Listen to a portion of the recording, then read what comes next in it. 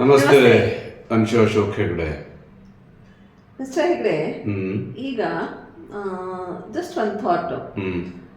ಎಷ್ಟೊಂದು ಸಲ ಏನಾಗುತ್ತೆ ಅಂತಂದರೆ ವಿ ಸ್ಟಾರ್ಟ್ ಎಸ್ಯೂಮಿಂಗ್ ದಟ್ ನಾವು ಹೇಳ್ದೇನೆ ನಮ್ಮ ಪಾರ್ಟ್ನರ್ಗೆ ನಮ್ಮ ಬಗ್ಗೆ ಎಲ್ಲ ಗೊತ್ತಾಗುತ್ತೆ. But it's not that. C we can't dream about what is running in the opposite persons mind. So it's always essential. ಅದು you need to speak about it, like if you don't say your issue, you don't say your problem or what's running in your mind, ನೀವು ಹೇಳಲೇ ಇಲ್ಲ ಅಂತಂದ್ರೆ ಪಾಪ ಅವ್ರಿಗೆ ಹೆಂಗೆ ಗೊತ್ತಾಗುತ್ತೆ. And you feel okay ನನ್ನ ಬಗ್ಗೆ ಕೇರೇ ಇಲ್ಲ, ಆ ಥರ ಲೆವೆಲ್ಗೆ ಹೋಗ್ಬಿಡ್ತೀರಾ. ಸೊ ನಿಮ್ಮ ಅನಿಸಿಕೆ ಅದ್ರ ಬಗ್ಗೆ? ಅಲ್ಲ, ಅನಿಸಿಕೆ ಇಷ್ಟ ಏನೇ ಇದ್ರು ನೋಡು, ಈಗ ಕೆಲವೊಂದು ಸರಿ ಈ ಗಂಡ ಹೆಂಡತಿದ ಒಂಥರ ಟೆಲಿಪತಿ ಅಂತ ಇರುತ್ತೆ. ಈಗ ನನಗೇನೋ ಒಂದು ಇವತ್ತು ಮಾವಿನಕಾಯಿ ಅಪ್ಪೆ ಹೊಡಿತೀನಿ ನಾವು ಅಂತ ಇರ್ತು, ದತ್ತಂಗೂ ಅದನ್ನೇ ಮಾಡುವಂತನೂ ಒಂದಿರ್ತು. ಇದು ಒಂಥರ, ಅದು ಬೇರೆ.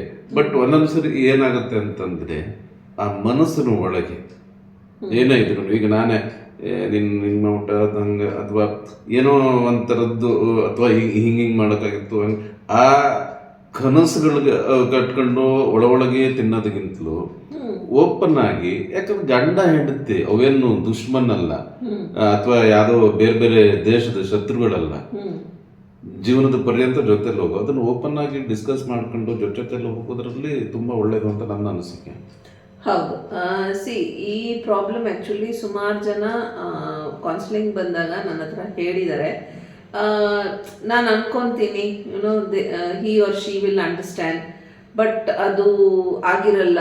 ಸೊ ಅದು ಮನಸ್ತಾಪಗಳು ತರುತ್ತೆ. So I always tell them, did you ever try to tell them that this is what is running in your mind, ಇದನ್ನು ನೀವು ಯೋಚನೆ ಮಾಡ್ತಿದ್ದೀರಾ ಅಂತ. So there is one silence there because they wouldn't have expressed it.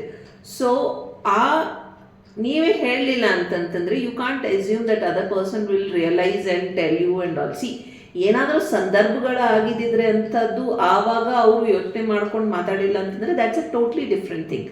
But something is running in your mind and you assume that your partner needs to understand without you put across, that's wrong. ಅದು ನಿಮ್ಮ ಕಡೆಯಿಂದನೇ ತಪ್ಪಾಗಿರುತ್ತೆ. So better you talk about it. ನೀವು ಅದ್ರ ಬಗ್ಗೆ ಹೇಳಿ, ಮಾತಾಡಿ. It's an open discussion between husband and wife. There is nothing that if I tell that, what they will think about it anta. No. ಒಂದು ಏನ್ ಗೊತ್ತಾ, ಈ ಗಂಡ ಹೆಂಡತಿ ಅನ್ನೋ ಈ ಸಂಬಂಧ ಇದೆಯಲ್ಲ, ಈ ಸಂಬಂಧ ಕೇವಲ ಈ ಕೆಲವೊಂದಷ್ಟೇ ಈ ಸಂಬಂಧಗಳಿಗೆ ಸೀಮಿತ ಅಲ್ಲ. ಏನು ಅಂತಂದ್ರೆ ಇದೊಂದು ಮುಕ್ತವಾದಂತ ಸಂಬಂಧ. ಇದು ಜೀವದ ದೇಹದ ಎಲ್ಲ ರೀತಿಯ ಸಂಬಂಧ.